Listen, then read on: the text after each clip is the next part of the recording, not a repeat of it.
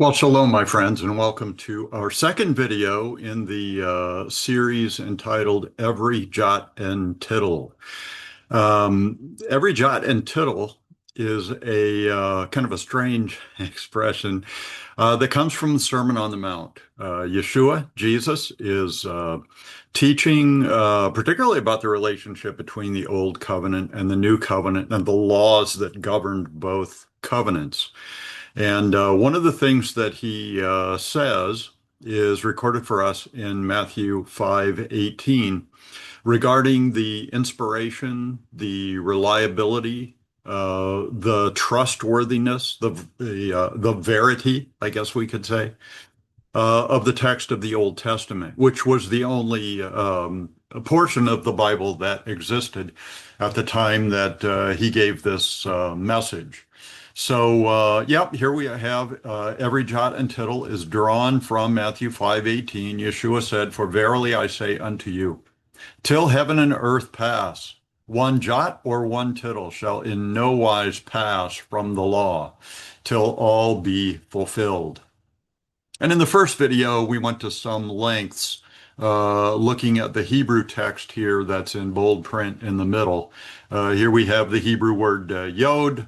Achat is the Hebrew word for one, so one yod. There's no J for jot in Hebrew, so yod happens to be the smallest letter in the Hebrew alphabet, and the word yod begins with a yod. So there you can see that small letter, kind of looks like an English apostrophe. The word O in the middle here is the Hebrew word for or. Coats is the Hebrew word for a thorn or a sticky out thing. And it's used in the Hebrew letters to distinguish one letter from a different letter. And then the final word is echad, which is another Hebrew word for the word one, the number one. And the difference between these two forms depends on the gender of the noun they modify. So coats is a masculine noun and yod is a feminine noun. So that's why the difference in things here. One of the things that we also pointed out in that initial video is that we are going to be looking at the we're going to be focusing on the consonantal text of the Hebrew Old Testament, the BHS, the Biblia Hebraica Stuttgartensia, standard Old Testament text for study. The larger letters here prominent in this text are the consonants. The vowels are these little signs and symbols that mostly are below, but some are above the line of consonants. Mentioned before that the Old Testament text in the biblical era was written only with consonants. Modern Hebrew is written mainly with consonants. If you read a newspaper or a news magazine in Israel or look at road signs, there are no vowels there because they're really not needed. But the Masoretes added these vowel symbols in the 6th to the 9th century AD, the time after Yeshua. And it's really a blessing and really aids us in understanding how these words could be pronounced and subtle differences between the vowels that can go underneath these letters will have a subtle difference in the meaning of the word. So the vowels are helpful, but keep in mind the vowels are not inspired by God. They're inspired by the Masoretes, who were good guys. They were great scholars, and their work is very helpful to us in correctly reading the Old Testament text. So I think that's about all we need to say about the opening screen. I do like to encourage those who are interested in watching this video series to go first of all to my YouTube page, Just do a search on my name, Robert Schreiner. It'll take you to this page. You'll want to click on playlists and then go to a series of videos. I think there are 30 some of them called Hebrew School. And this is my attempt at teaching Hebrew grammar, starting with the alphabet, going through how vowels and consonants go together to make words, and then words go together to make sentences. So we're going to be making a lot of grammatical mentions in these videos. I think it'll be helpful for you to be familiar with Hebrew school stuff, or there are lots of other video series playlists online that you can use to learn a little bit of Hebrew. So I think that's all we need to say about introductory material. By the way, you're certainly welcome to join us, even if you haven't had any Hebrew, either my teaching or someone else's. Just be aware that there may be some foreign language stuff involved here. So in the first video that we did, we looked at the first verse of Genesis in our Accordance Bible software. And for our use in this video series, we've got the BHS, the Hebrew Old Testament, in the top window, along with the New King James Version of the Old Testament in the second window, and then the information window at the bottom of the page is all the lexicon material that's really helpful and will really be focused on in these video series. So Genesis 1:1 read, Bereshit bara Elohim et hashamayim ve'et haaretz. Bereshit means in the beginning, although grammatically it means in a beginning.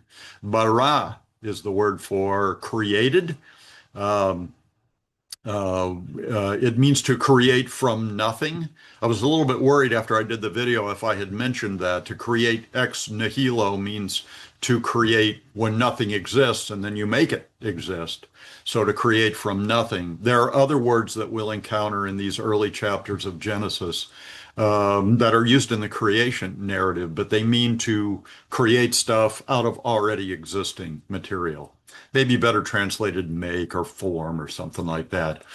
We emphasize that the word bara is singular and the subject that is connected with that verb is Elohim, the standard word for God, and it's in the plural. And I mentioned that I think there's a hint here, having a singular verb with a plural subject, that God is hinting at the Trinity. Et is the direct object indicator. Hashamayim is the heavens. Our text information says that's plural, but the grammatical ending, the vowels that are supplied for that ending, are in the dual. So two heavens instead of three heavens, the plural. And we talked about that at some length in the video. Here's another direct object indicator, and haaretz. So God created the heavens and the earth. Now, we want to continue that same theme in our text for today. Let's read it first in the English, and then we will go through and read it in Hebrew, and then study every jot and tittle. So Genesis 1:2 in the English, the earth was without form and void, and darkness was on the face of the deep. And the Spirit of Elohim, Spirit of God, was hovering over the face of the waters. So here it is in Hebrew. Ve haaretz hayita tohu vavohu ve hoshek al panei tahom ve ruach Elohim marachefet al panei hamayim. So let's go ahead and start with the first word here. The first letter in the first word is a vav with a shva, kind of a half vowel underneath it. And that is the standard way of expressing a conjunction. Now, usually there's something that goes before a conjunction, which is usually translated and, but could be but. And the thing that comes before this vav in Genesis 1:2 is verse 1. all the things that we just read from verse 1. So keep in mind that the verse and the chapter divisions were not added till quite a bit later in history. So there were no verse divisions like that in the Hebrew text, other than a couple of markers for paragraphs and subparagraphs. So here we've got and haaretz.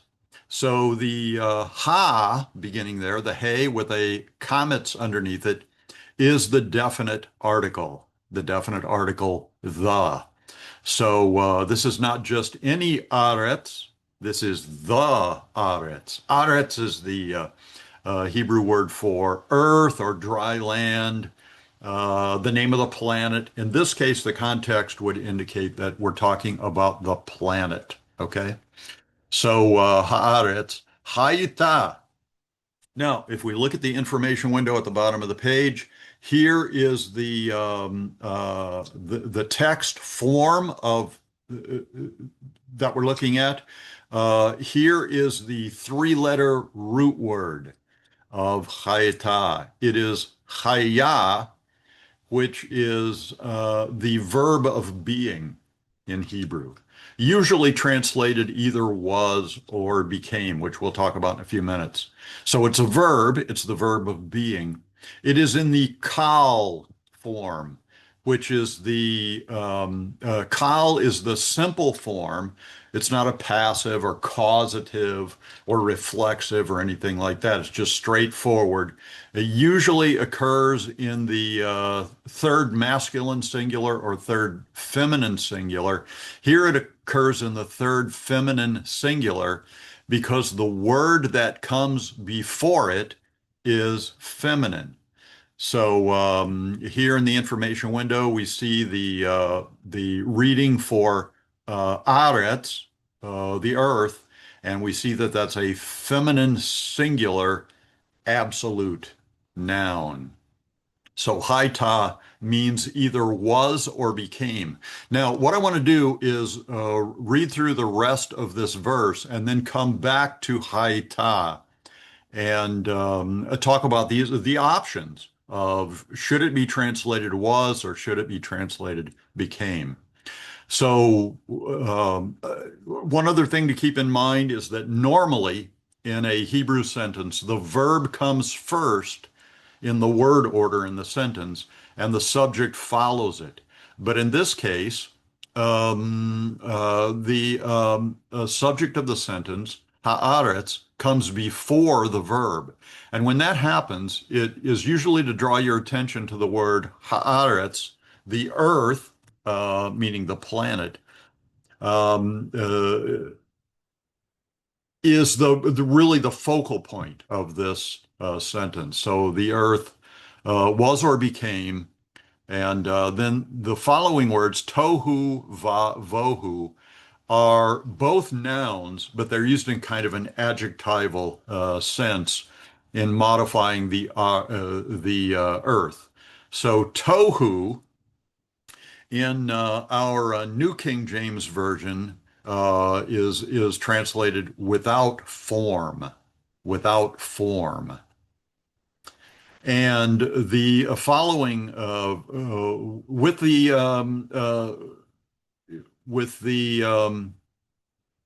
what do I want to say? The conjunction and uh, meaning and, yeah, the conjunction and then bohu is the second noun, um, and it means it's translated void, and our information window at the bottom of the page gives us void. So going back to tohu, if we look at the information window down here, it's there are a number of options: formless, empty, chaos. And the more modern translations of the English Bible use a variety of different words for these two, formless and void. I think King James stuck with formless and void, but they say chaotic and empty and things along those lines. Yeah. So. so that either was or it became the form of the earth. Here's another ve, which is uh, a conjunction, and choshek is the Hebrew word for darkness. So we look down in the information window, we've got our textual form, we've got a lexicon form, and then the three-letter root word is chet, shin, kaf. Identifying these three-letter root words will always be helpful for us because there are a lot of prefixes and suffixes in Hebrew words. So if you can recognize the prefixes and suffixes and kind of eliminate them to find the basic meaning of the word, it's usually going to be a three-letter root. Some of them are two-letter, some of them are four-letter, but most of them are three-letter. So the earth was or became tohu and bohu, and choshek, darkness, was al. So if we look at the information window at the bottom of the page, al is a particle preposition. We've already encountered a few of those in the first word of the Bible, Bareshit, the ba sound, the bait that prefixes reshit means in, like in a beginning or in the beginning. So this is a preposition meaning upon, over, or above. Now, I'm going to translate it here upon, but I think if you used over or above, and there are even some other meanings. These meanings that are given are called glosses, which the morphology thinks are these three are suited to this particular usage. So al, we're going to say upon. Paneh is the Hebrew word for face. And we encountered that in verse 1 also. So paneh is a face. And again, we go down to the information window at the bottom of the page. Face is a noun. It's a common noun. Uh, it has both genders. It doesn't matter if it's male or female. It's plural and it's construct. So let's talk about the plural nature of this. One of the ways that we know it's construct is, again, if we go down to the information window, the three-letter root word is pei, nun, he. But this is a special category of nouns that have a weak third letter. And in future videos, we'll talk a little bit more about that. Some have weak first letters, some have weak third letters, and some have weak middle letters. And sometimes when there's a weak letter, it drops out. Okay, it just kind of disappears. Now, if we go up to the beginning here, keep in mind that the word paneh started out as the word pana, but then the hey dropped away, and then we have under the nun, we have a seireh connected with a yod, which is actually a vowel. The seireh and the yod is one vowel. And it is a typical way of indicating plurality. If there was only one dot, if this was a hirek instead of a seireh, the yod would still be connected to it. Then it would be a hirek yod, and then it would be singular. So the word pana is always plural. And I always wonder why, because we only have one face. Even most animals, all animals, have just one face. But I think the reason that Hebrew pluralizes that is because the face has so many expressions and so much meaning. So you can have a happy face and a sad face. So that's a plurality of faces. That's just my theory. So this is a plural noun, and it's in the construct case. Now, some of the other nouns we've looked at have said they are in the absolute, what would we call that? Mode, I guess. So this is in the construct form or construct mode, which means when we translate pane, we should put an of after it. We should put the word of after it. So upon the face of Tahom.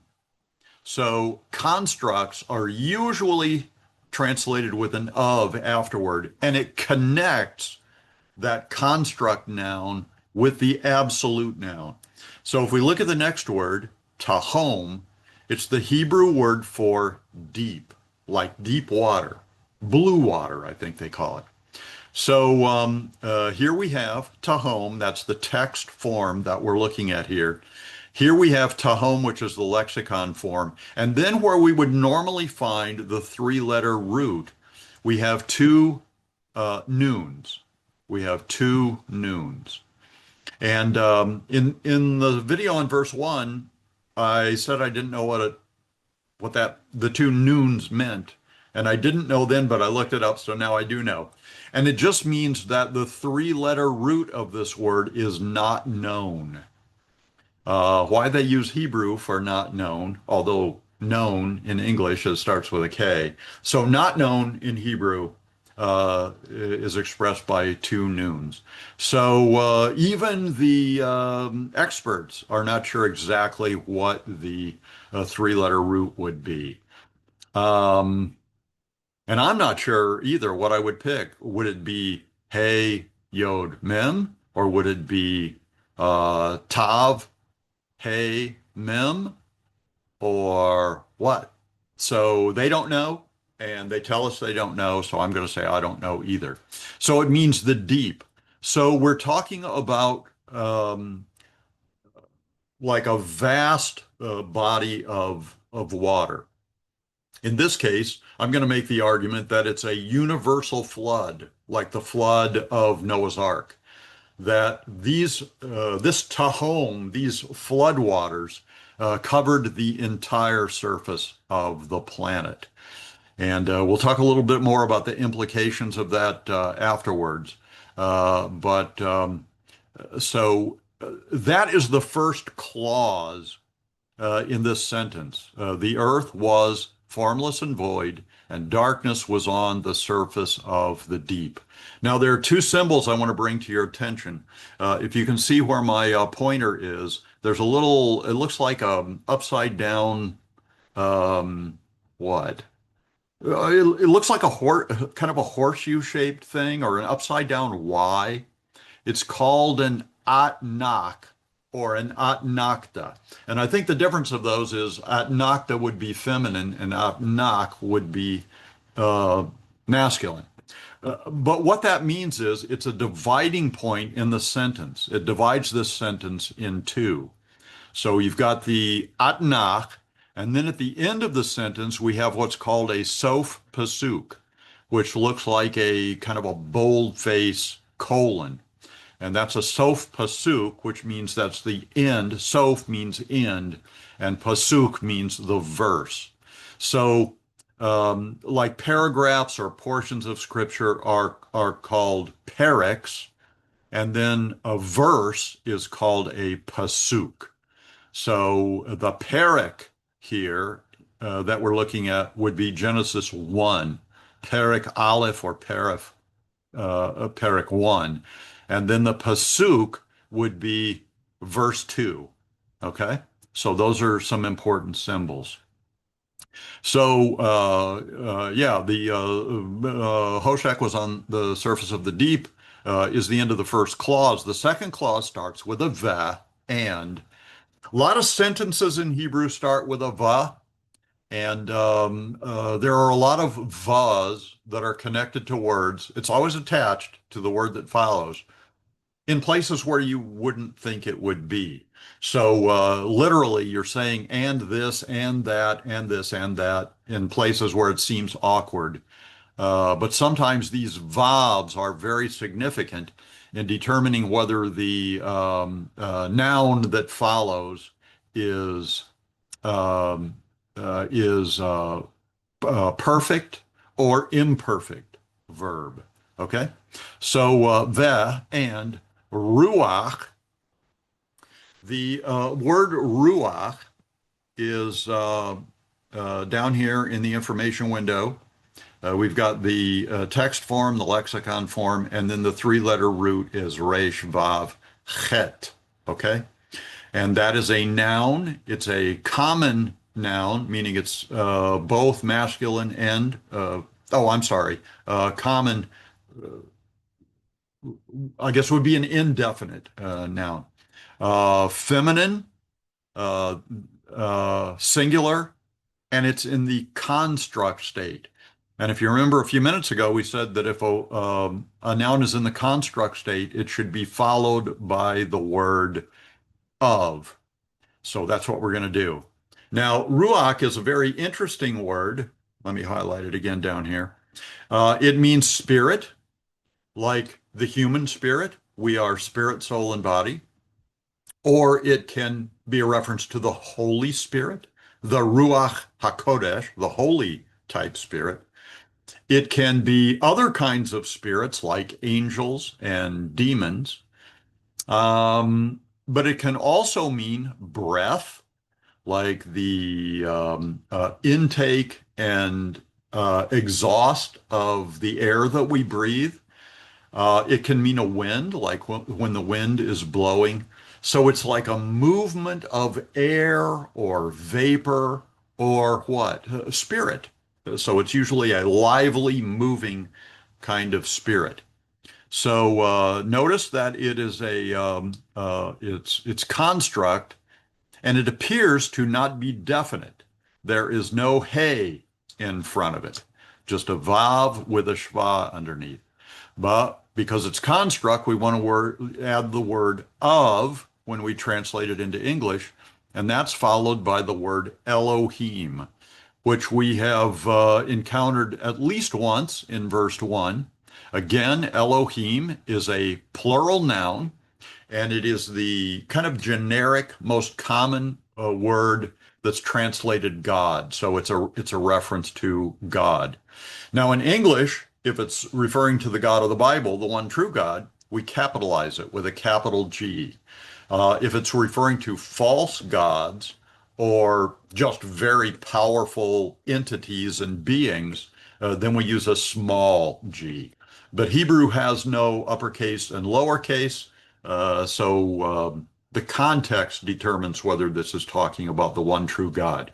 And here I think the context indicates that this is the one true God, the God of the Bible, and that would tell us that this is no ordinary God, just any old God, but this is the God.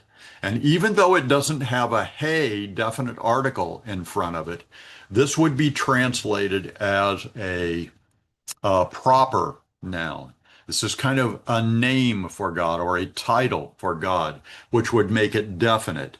Now, in a construct chain, which is what this is called, if the word ruach is in construct and the absolute word that it's connected to is definite, like this is, then when we translate it, we would translate this as and the Spirit of God. And even though there's not a hey on God, it's the God, the one, the one true God. So I know that's a little confusing.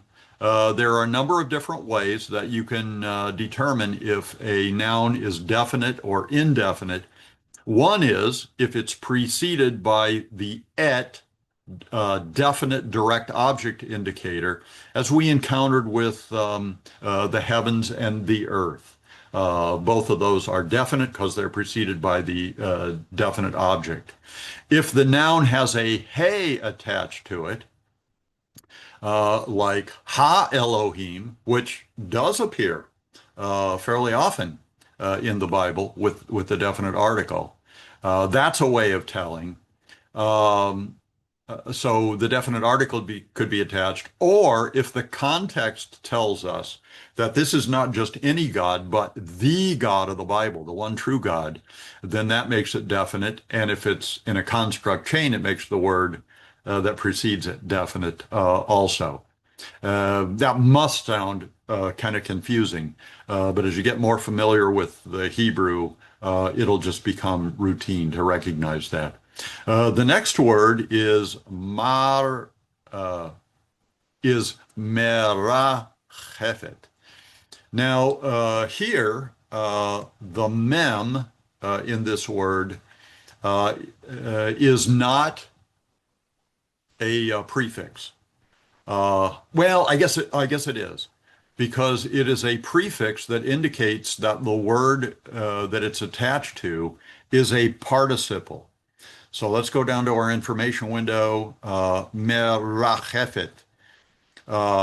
The three-letter root is resh, chet, and pei.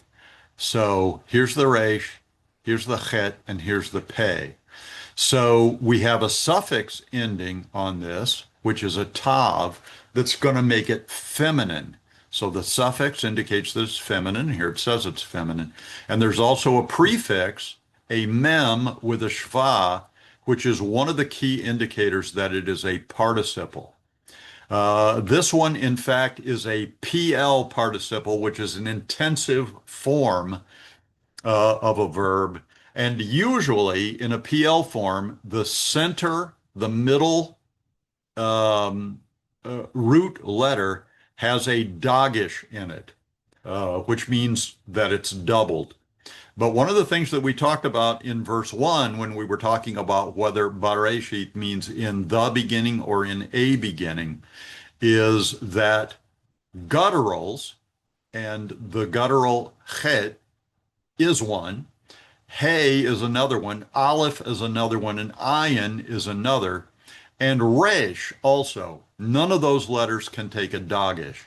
So there's no dagesh in in the middle of marachefet. I'm looking for it up here. See, normally there would be a dagesh here since it's in the PL. But another way you can tell is that if a word is in the participial form and the vowel that follows the prefix is a patach, this horizontal line, then that's an indication that it's PL. If this was a kametz, that would be an indication that it was a nifal or a passive form. If it was another shva, it would be a vocal shva, but that would be an indication that it was in the hifil form, which is a causative form. So the patach is about the only indication here that we have that this is a PL because there's no dot in the chet. And marachefet means to flutter or hover. Okay? And that's what the spirit of Elohim was doing. It was hovering or fluttering above al paneh, which we've already studied a bit about, means the face of or the surface of hamayim. So we talked about the flood using the term tahom, and now we're talking about the flood using the term hamayim. It's a definite article here, and it has the patach underneath it. That is an indication of the definite article. So mayim, if we look down below, the three-letter word should be, three-letter root should be mem, yod, and final form of the mem, and that's what it is. So here's the text form, here's the lexicon form, and the three-letter root. So this is definite. It is the mime, not just any old mime, but the mime. So what do we have here? V'ha'aretz, and the earth, ha'ita, either was or became, tohu, formless, and bohu, empty, formless and empty or formless and void. Ve and choshek, darkness, was al panei, upon the face of, tahom, the deep, ve and ruach Elohim, the Spirit of God. Marachefet was fluttering or hovering al panei, upon the surface of ha-maim. So there's our verse that we're going to study today. Now I want to spend probably the rest of the time talking about this verb haita.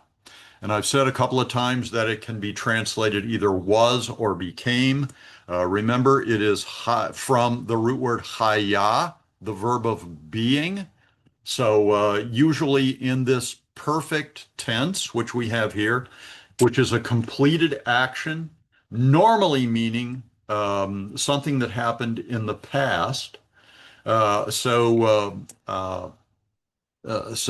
this is perfect tense. And so normally, if a form of chaya occurs in the perfect tense, it would be translated was, which sounds like past tense, or became, which also sounds like a past tense. So once again, like with so many options that we have in Hebrew, the context is going to determine whether this should be translated was or became. Um, we call these kind of verbs where you have that option either transitive verbs or intransitive verbs. An intransitive verb is sometimes called a static verb or a stated condition. If it's and there's no movement, okay?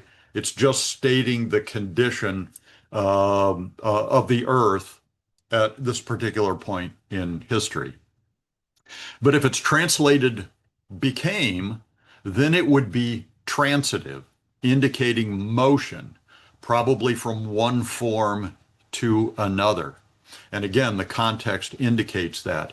Now, one grammatical cue for whether a verb is transitive or intransitive is whether or not the verb is followed by a direct object. Now, that's not true in every case, but if it's transitive, meaning there's motion, we would expect to see a direct object. In this case, there is a direct object. There's a noun that follows it. Actually, two nouns that follow it, tohu and bohu. And these nouns would be used adjectively to describe the condition of the earth. Now, if this was if this was intransitive, just talking about a state of being, it would be translated was, and that could be the end of the sentence. It could just be saying the earth was. So a intransitive verb is not necessarily followed by a definite, a direct object. So I think we come to the conclusion that the context of the Bible is going to have to help us determine whether this should be translated was or became. If it's translated was, it means that verses 1 and 2, in the beginning God created the heavens and the earth was formless and void, and darkness was on the surface of the deep, and the spirit of Elohim hovered over the surface of the waters.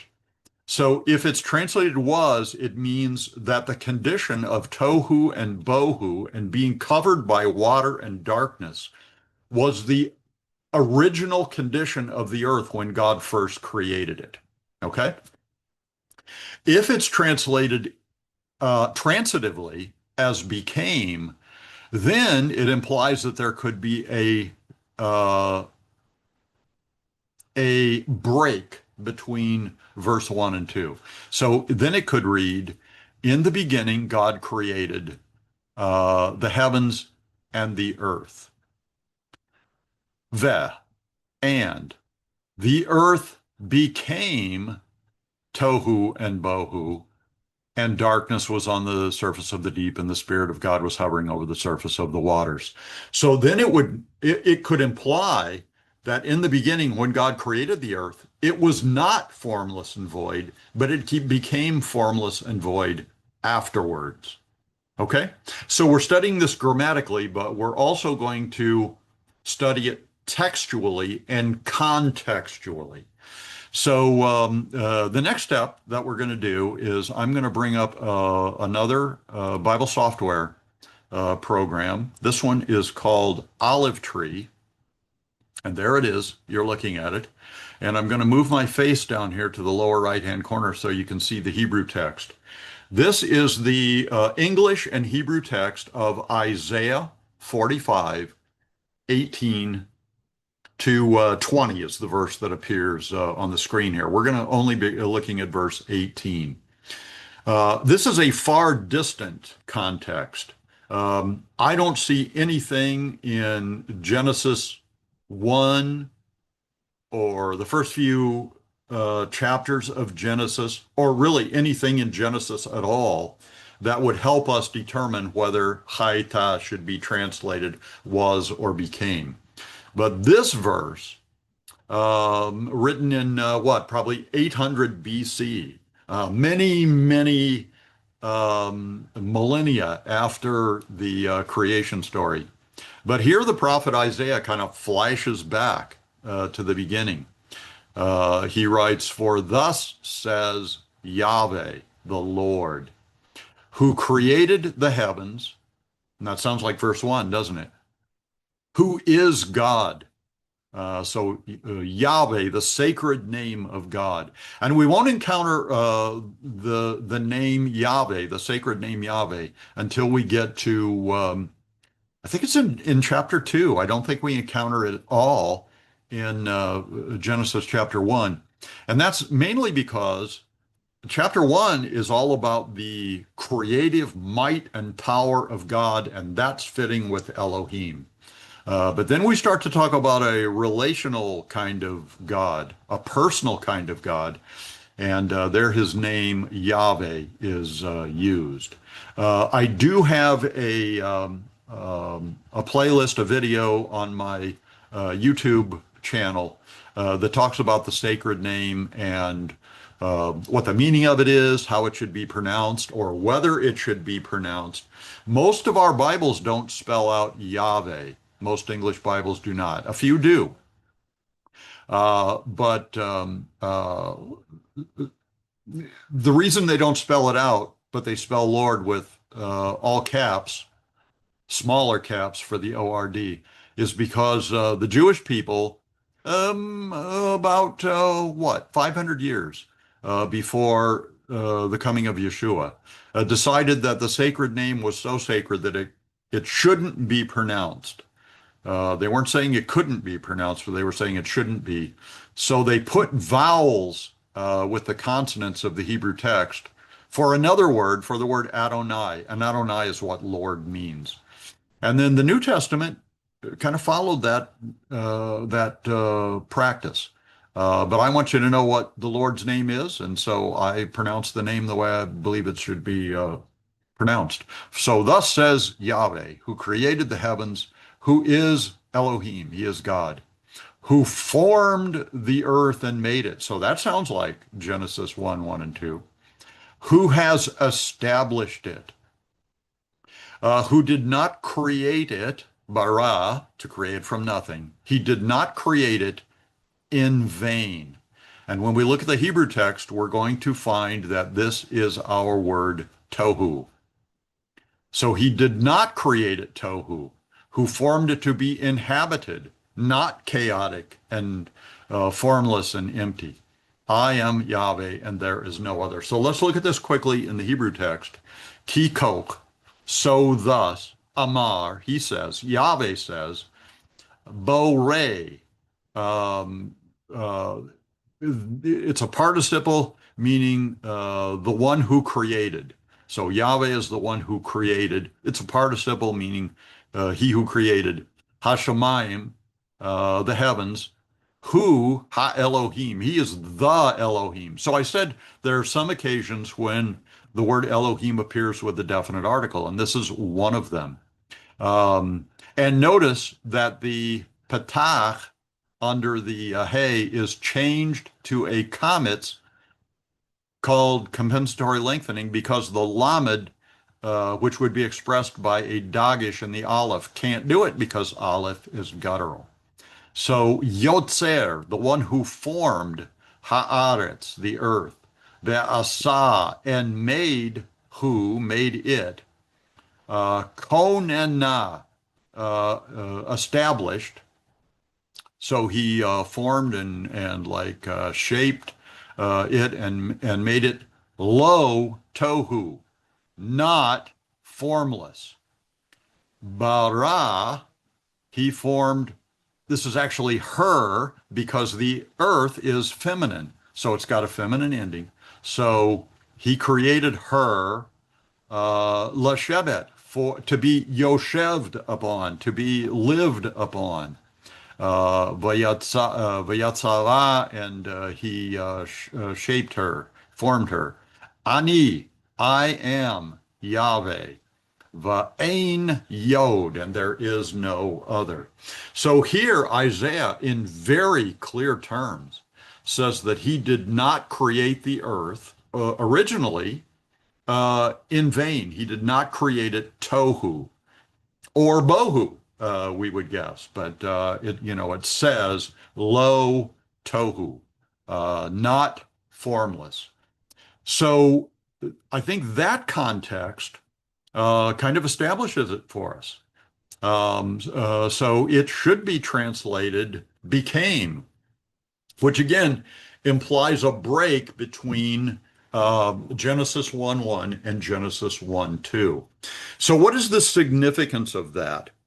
I think it is that there are three primary theories about origins, where the material universe came from.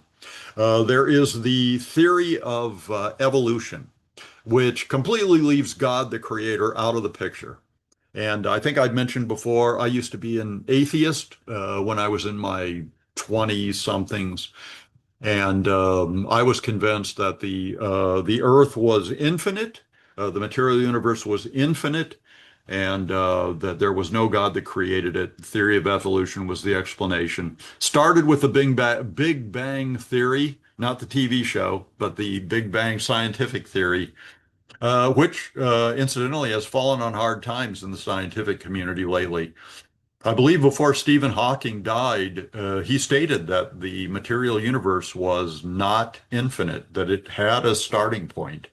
So that's kind of a big deal. So as a believer now, I just kind of exclude evolution. And one of the major differences between the creation theories, one is the young earth theory and the other is the gap theory, is the age of the earth. And so some Christians are young earth theorists, and some Christians are gap theorists.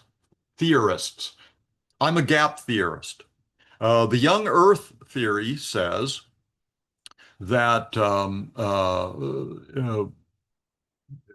that the earth was originally formless and void when it was created, and then God made it habitable in the 6 days of creation that followed. And so the starting point, like if we look at the chronology of the Bible, the starting point for all that was about 4000 BC. So that would make the earth about 6,000 years old, a little more than that now. These dating systems are really hard to nail down with the Bible because there are so few milestones that we can use to measure time. But there are chronological Bibles out there and so forth. But the young earth theorists say the earth is only 6,000 years old. And that's in contrast to the evolutionists who say, the last time I heard, it's about 14.5 billion years old. So 6,000 versus 14.5 billion is like a big difference. And of course, the atheistic scientific community mocks Christians for saying the Earth is only 6,000 years old, because they say there's a lot of like geological evidence that it's much older than that. And at the heart of evolution is that if evolution is the explanation for how we got from the Big Bang to where we are now, it takes a long, long time.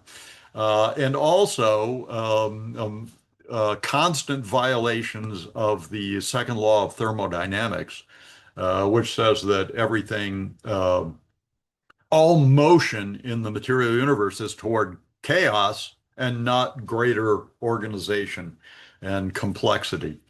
So again, we're going to cast aside the theory of evolution. So young Earth theory we've talked about. Now the gap theory says that there was a gap of time between Genesis 1:1. In the beginning, God created the heavens and the earth, and we know from Isaiah that it was not formless and void when he created it. So it must have become formless and void later. Genesis 1:2 talks about that when it says, and the earth, will say, became formless and void, and darkness was on the surface of the deep, and the Spirit of God was hovering over the face of the waters. Now, um, uh, there's one other time in history when God judged the planet with a universal flood that covered the entire surface of the globe, and that was during the days of Noah's Ark. So that leads the gap theorists to say that Genesis 1:2, darkness being over the surface of the deep and the Spirit of God hovering over the surface of the waters, is an indication that the reason that the earth became formless and void was God must have judged the earth for something it did wrong. And God judged it, it became formless and void, but then in the 6 days he put it back together. So how long is the gap? We gap theorists say we don't know. It could be an extra 1,000 years, so the Earth could be 7,000 years old, or it could be 14.5 billion years. You know, if the geological sciences and the other evidences that they offer are correct, then maybe 14.5 billion years is right. One of the things that's hard to argue with, although young Earth theorists do, is the remains, the fossilized remains of dinosaurs. And, you know, all calculations of dinosaurs put dinosaurs way back before 6,000 years. So one of the things that we can place into the gap is the dinosaurs. And a lot of gap theorists do. Some gap theorists don't. Some gap theorists believe that the dinosaurs were around the same time as the early humans were. So there's all different kinds of opinion there. I'm going to put the dinosaurs there, but the Bible, I think, speaks of this gap era in some very important Bible texts that we're going to quickly look at here. The first one is going to be Isaiah 14:12. Now, the title here in the New King James Version, The Fall of Lucifer. So New King James and Old King James refer to the devil as Lucifer. He was a created angel. Okay? So keep in mind that this is not inspired text. Actually, the English of this isn't inspired either, but the Hebrew is. So we'll give you an English version of Isaiah 14:12 and some verses following. So how you are fallen from heaven, O Lucifer. And pretty much everybody knows that the name Lucifer is the name of Satan before he became Satan, before he rebelled against God and died. I guess that's a spoiler alert thing there. The actual name for Lucifer is in the Hebrew, it's Chalel ben Shachar. And Chalel ben Shachar means like a bright and shining morning star, son of the Shacharit, the dawn, son of the dawn. And most of the modern translations don't use Lucifer. They just say morning star, son of the dawn. But here we have Lucifer, son of the morning. I like New King James and King James because it, I think, accurately tells us who we're talking about. So this is a created angel, a very powerful one, a very wise one, very influential one, kind of God's pride and joy. But he went astray and became God's archenemy. So God addresses him as how you have fallen from heaven, O Lucifer, son of the morning, how you are cut down to the ground. The Aretz, I think, the earth. Yeah, La'aretz. You who weakened the nations, which tells us that in the gap there were nations, okay? There were some kind of creatures, some kind of entities there that were able to organize and form nations and cultures and stuff like that. So, since Lucifer is an angel, we're going to put angels in the gap. I think we're going to call the other creatures that were there pre-Adamites just because they came before Adam. Adam was the first human being. So these are non-human beings, but some kind of beings. For you, Lucifer, have said in your heart, I will ascend into heaven. This is going to be the third heaven, the place where God lives, where God sits on his throne. And Lucifer said, I will exalt my throne, the son of Satan, above the stars of God. Sometimes the stars of God is a reference to actually the stars in outer space, but sometimes it's a reference to the angels. So he may have been saying, I'm going to exalt myself over the vast reaches of creation, or he may have been saying, I'm going to take charge of the angels. I'm going to lead the angels. I will also sit on the mount of the congregation. Again, this is the Father's house with many mansions in the third heaven, on the farthest sides of the north. I will ascend above the heights of the clouds. I will be like the Most High, another reference to God. Yet you shall be brought down to Sheol. Sheol is the Hebrew word for hell. In Greek, it's Hades. This is the eternal destination, the ultimate destination, final destination of Lucifer or Satan, to the lowest depths of the pit. Those who see you will gaze on you and consider you, saying, is this the man who made the earth tremble? Remember, angels can appear as men, who shook kingdoms, who made the earth, who made the world as a wilderness and destroyed cities. So we got nations and cities, who did not open the house of his prisoners. All the kings of the nations, and I think that's all we need to read there. So that's Isaiah's version of the fall of Satan. Now let's go to Ezekiel's version. This is Ezekiel 28, beginning at verse 12. And God addresses Ezekiel as Son of Man. Now, we're used to hearing that about Yeshua, about Jesus, that he's the Son of Man and the Son of God. But it's a common name that God uses to address some of his favorite peeps. So, Son of Man, Ezekiel, take up a lamentation for the king of Tyre and say to him, thus says the Lord God. Now, this indicates that what follows is addressed to the king of Tyre, who was an earthly king in the city of Tyre, which is on the eastern extreme of the Mediterranean Sea. It's in modern day Lebanon. And there was an actual king there who was pretty ornery and got some bad things to say about him. But this is a case in the Bible where God is speaking in kind of doublets. He's speaking to the king of Tyre, but he's also speaking to Satan, as I think you'll see from the context. In the Garden of Eden, if we ever get to that, God speaks to the serpent and addresses the serpent, but he's also speaking to Satan, who's the power and influence behind the serpent. When in Caesarea Philippi, where Peter confesses Yeshua as the Son of the living God. But then Peter messes up and Yeshua rebukes him. And what he says to him is, get thee behind me, Satan.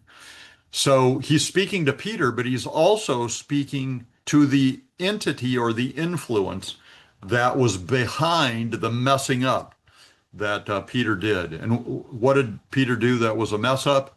After Jesus commended him for his confession, you're the Christ, the Son of the living God, then Jesus began to explain how he was going to go to the cross and die for humanity and rise again. And Peter pulls him aside and says, no way, that's not going to happen. I'm not going to let that happen. I'm not going to let you die on the cross. But that's why Yeshua came, so that's why Yeshua rebukes him. So we're talking about the king of Tyre, but we're also talking about Satan. So here's God's message to Satan and the king. You were the seal of perfection, full of wisdom and perfect in beauty. So this is a description of Lucifer. The king of Tyre may have been a good-looking guy too. You were in Eden. Now, the king of Tyre, no way he was ever in Eden. Some commentators say this is a reference to the heavenly Eden, where God lives in the third heaven, and that could be. But whether it's earthly or heavenly, the king of Tyre was never there. So this part of the expression is directed only to Satan, who was there in the form of the Nachash, the serpent. So you were in Eden, the garden of God. Every precious stone was your covering. The sardis, topaz, diamond, beryl, onyx, jasper, sapphire, turquoise, and emerald with gold.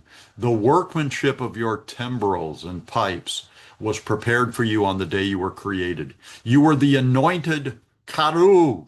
A Karuv is the singular of a Karuvim. Karuvim, or cherubim, is the plural of a type of angel. Seraphim is the other type of angel. So Lucifer was a cherub, not one of those little kind of midgets or dwarfs that, has a halo and shoots bows and arrows into people and flies around on the clouds. This is a King Kong angel. So that you are the anointed Karuv who covers. I established you. In my, I think it's in my, is it my Genesis series? Yeah, probably. I go into what it means to be a covering cherub, because there were two cheruvim when God instructed the making of the tabernacle and later the temple and the Ark of the Covenant with the mercy seat covering it. There are two golden cheruvim on the mercy seat. So I think in reality, maybe in heaven at one point, Lucifer may have been one of those two cherubs that was like the closest to God. I established you. You were on the holy mountain of God. You walked back and forth in the midst of the fiery stones. You were perfect in your ways from the day you were created till iniquity was found in you. And a lot of the commentators say it was pride that was the downfall of Satan. By the abundance of your trading, you became filled with violence and you sinned. Therefore, I cast you as a profane thing out of the mountain of God in heaven, in the third heaven, and I destroyed you, O covering Karuv, from the midst of the fiery stones. Your heart was lifted up because of your beauty. You corrupted your wisdom for the sake of your splendor. I cast you to the ground, laid you before kings that they might gaze at you. And it goes on to, talk more about the kind of the history of Satan. But I think what we've got here is I think what we've got here is two records, one in Isaiah and one in Ezekiel, of the age of angels in the gap between Genesis 1:1 and Genesis 1:2, and the fall of those angels and the judgment that followed because of the fall of the angels. And the book of Revelation tells us that Satan was able to recruit a third of the angels to fight on his side and to oppose God. Now, there's one other text that I want to look at, which uses the term tohu and bohu. So here Jeremiah is talking about the upcoming destruction of the Holy Land, the Promised Land, at the hands of the Babylonians. And we read about that in Kings and Chronicles and the book of Daniel especially. But here again, I think he's talking in kind of a doublet form. So he's been talking about the upcoming destruction of Jerusalem, and that would be a form of God's judgment. But here in verse 23 and following, he's going to have a flashback to Genesis 1:1 and 2. So in prophetic vision, the prophet Jeremiah says, I beheld the earth, haaretz, and indeed it was without form and void, tohu and bohu. So when he looks at it, it would be in the form that it is in Genesis 1:2. Isaiah 45:18 has already told us that verse 1 was not tohu and bohu, but Genesis 1:2 is or was formless and void. So Jeremiah confirms that. And the heavens, they had no light. I beheld the mountains, and indeed they trembled, and all the hills moved back and forth. So a great flood, sort of like Noah's Ark. I beheld, and indeed there was no man.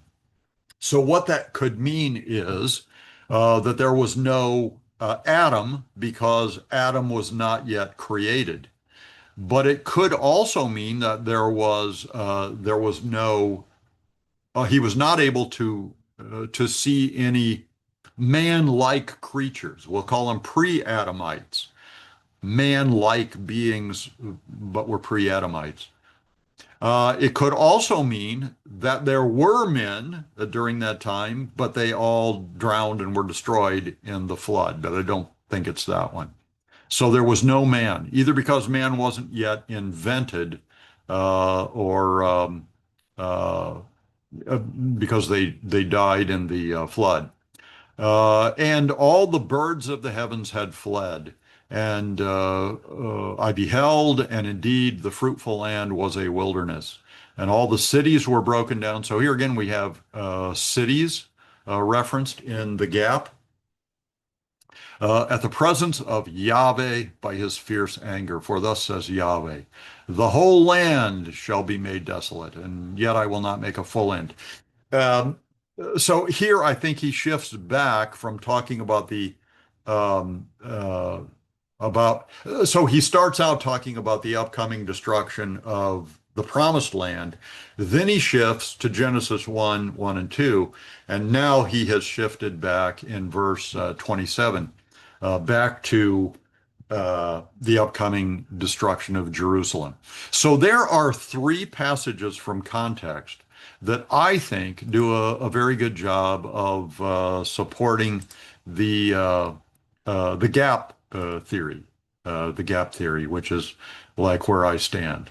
So let's go ahead. That'll be the end of this video. So let me go ahead and give you a blessing. Since we've been talking somewhat about Yeshua, let me give you a Hebrew language blessing from the New Testament. This comes right at the end of 2 Corinthians, I believe.